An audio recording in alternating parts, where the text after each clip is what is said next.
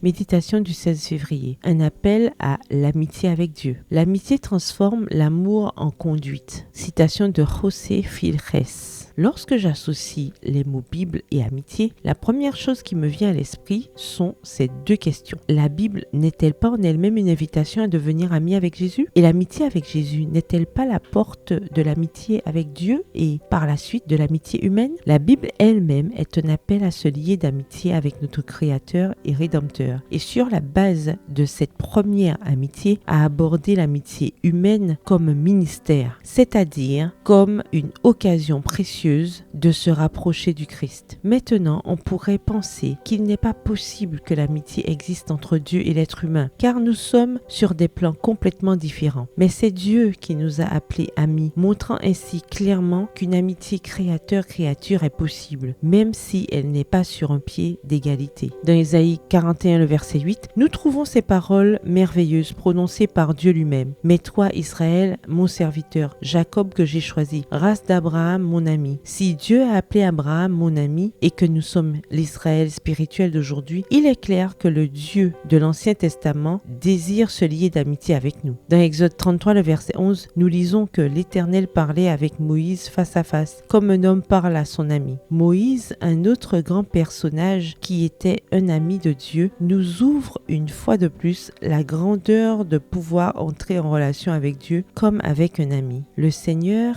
a déjà fait le premier pas, car même s'il ne nous parle pas face à face, il a fait quelque chose de semblable. Il nous a révélé tout ce que nous devons savoir sur lui à travers les Saintes Écritures. Dieu nous parle dans la Bible comme le font de vrais amis entre eux, sans tromperie, sans détour, sans dissimulation, sans hypocrisie, de manière directe et énergique, comme quelqu'un qui nous aime profondément et veut le meilleur pour nous. Il nous a traités comme on traite un ami, et nous, en tant que ses bonnes amies, nous accepterons humblement ce qu'il nous dit, même si cela fait mal. Dieu est l'ami en lettres capitales que l'Ancien Testament nous présente. Parce qu'il nous aime, il s'est tellement soucié de nous qu'il est sorti de sa zone de confort pour venir à notre secours. Il a affronté le grand ennemi qui nous traque et il nous est fidèle, même si nous ne respectons pas notre part de l'alliance. Le verset du jour se trouve dans Job 22, le verset 21. Renoue donc amitié avec lui et fais la paix. Bonne journée, que l'Éternel vous bénisse.